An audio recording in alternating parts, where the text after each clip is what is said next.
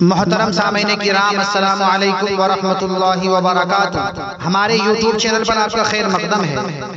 ہر طرح کے دینی، اصلاحی اور حالات حاضرہ پر مضامین، مقالات، حمد و نعت و نظم اور منقبت کے لیے ہمارے چینل کو ضرور سبسکرائب کریں، نیز بیل آئیکن دبانا نہ بھولیں تاکہ ہر اپڈیٹ آپ کو پہلے مل سکے۔ برائے کرم لائک اور شیئر بھی فرمائیں، نیز کمنٹ باکس میں اپنی رائے بھی ضرور دیں۔ میں محمد عثمان حسانی سہارنپوری ایک نئی نظم کے ساتھ حاضر خدمت ہوں۔ اس نظم کو لکھا ہے شاعر اسلام حضرت مولانا فضیل احمد ناصری صاحب نے۔ سماعت فرمائے۔ سراسر عیب ہے غم میں ہمارا نالہ زن ہونا، سراسر عیب ہے غم میں ہمارا نالہ زن ہونا، سراسر عیب ہے غم میں ہمارا نالہ زن ہونا، سراسر عیب ہے غم میں ہمارا نالہ زن ہونا، مگر خوبی ہی خوبی ہے کسی کا بد چلن ہونا، مگر خوبی ہی خوبی ہے کسی کا بد چلن ہونا، یہاں لالے پڑیں گے صاحب و دینی شاعر کے، یہاں لالے پڑیں گے صاحب و دینی شاعر کے، بڑی چھوٹی اذیت ہے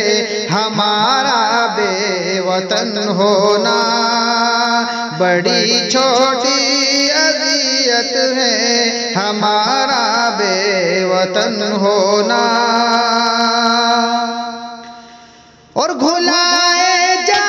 رہا ہوں میں برابر اپنی ہستی کو، گھلائے جا رہا ہوں میں برابر اپنی ہستی کو، میری قسمت میں لکھا ہے چراغ انجمن ہونا، میری قسمت میں لکھا ہے چراغ انجمن ہونا، وہی ناگفتنی قائم ہے ملت کے سپوتوں میں، وہی ناگفتنی قائم ہے ملت کے سپوتوں میں، ناکام آیا ناکام آیا میرا گھر میں سخن ہونا، ناکام آیا ناکام آیا میرا گھر میں سخن ہونا، یہ رنگ زعفران و گل نہیں خون شہیدہ ہے، یہ رنگ زعفران و گل نہیں خون شہیدہ ہے، قیامت لے کے اٹھے گا ہمارا بے کفن ہونا، قیامت لے کے اٹھے گا ہمارا بے کفن ہونا، مسلمان ہوں نہیں ہوں عندلی بے خوش نوا کوئی، مسلمان ہوں نہیں ہوں عندلی بے خوش نوا کوئی، نواؤں کے لیے لازم نہیں کوئی چمن ہونا، نواؤں کے لیے لازم نہیں کوئی چمن ہونا، تمہاری نخوت پیغم میری وحشت بڑھاتی ہے، تمہاری نخوت پیغم میری وحشت بڑھاتی ہے، کہیں بجلی نہ بن جائے تمہارا اہل فن ہونا، کہیں بجلی نہ بن جائے تمہارا اہل فن ہونا،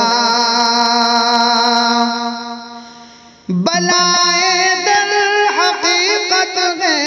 دلیل صبح روشن کی،